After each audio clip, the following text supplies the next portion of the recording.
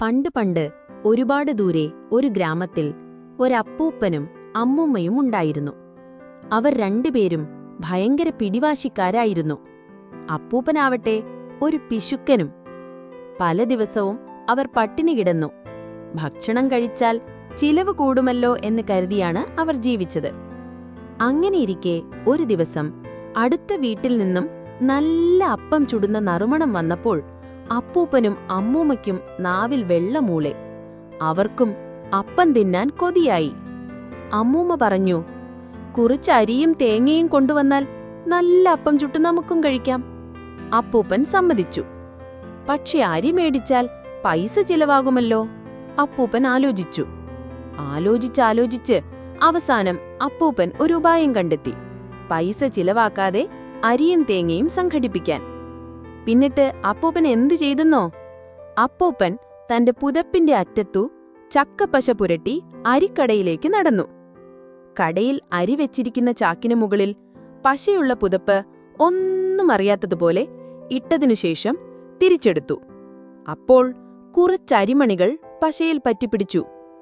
ആരും കാണാതെ അപ്പൂപ്പൻ അവ പെറുക്കിയെടുത്തു. ഇത് പലവട്ടം ആവർത്തിച്ചപ്പോൾ കിട്ടിയ കുറച്ചരിയുമായി അപ്പൂപ്പൻ വീട്ടിലേക്ക് തിരിച്ചു. പോകുന്ന വഴിയിൽ ഒരു കാക്ക തേങ്ങയുമായി പറന്നുവരുന്നത് കണ്ട അപ്പൂപ്പൻ ഒരു കല്ലെടുത്ത് കാക്കയെ എറിഞ്ഞു. പേടിച്ചുപോയ കാക്ക തേങ്ങ ഉപേക്ഷിച്ച് പറന്നുപോയി. അപ്പൂപ്പനാകട്ടെ ആ തേങ്ങയുമെടുത്ത് വീട്ടിലെത്തി. അതിനുശേഷം അരിയും തേങ്ങയും അമ്മൂമ്മയുടെ കയ്യിൽ കൊടുത്തിട്ട് അപ്പം ചുടാൻ പറഞ്ഞു. അമ്മൂമ്മ അരിയൊക്കെ കഴുകിപ്പൊടിച്ച് തേങ്ങയും ചേർത്ത് അപ്പം ചുട്ടു. ചുട്ടുകഴിഞ്ഞപ്പോൾ ആകെ 3 അപ്പം. രണ്ടുപേർക്കും വായിൽ വെള്ളമൂറി. അവർ അപ്പം പങ്കിടാൻ തീരുമാനിച്ചു. അപ്പൂപ്പൻ പറഞ്ഞു, എനിക്ക് 2 അപ്പം വേണം. അമ്മൂമ്മ ഒരെണ്ണം എടുത്താ മതി.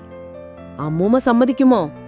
അമ്മൂമ്മ പറഞ്ഞു, ഞാൻ കഷ്ടപ്പെട്ട് അപ്പം ഉണ്ടാക്കിയിട്ട് എനിക്ക് ഒരെണ്ണമോ?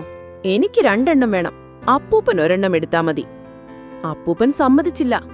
കഷ്ടപ്പെട്ട അരിയും തേങ്ങയും സംഘടിപ്പിച്ച തനിക്ക് 2 അപ്പം കിട്ടിയേ തീരൂ എന്നായി. രണ്ടുപേരും തർക്കിച്ചു മടുത്തു.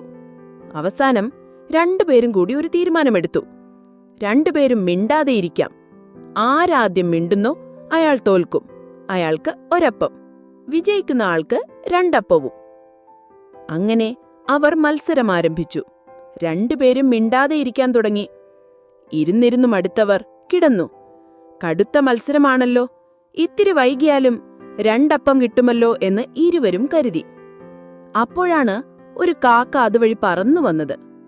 കാക്ക നോക്കുമ്പോൾ 3 അപ്പം ഉണ്ടാക്കി വെച്ചിട്ട് അപ്പൂപ്പനും അമ്മൂമ്മയും മാറിക്കിടക്കുന്നു. കാക്ക കൂടുതലൊന്നും ആലോചിച്ചില്ല.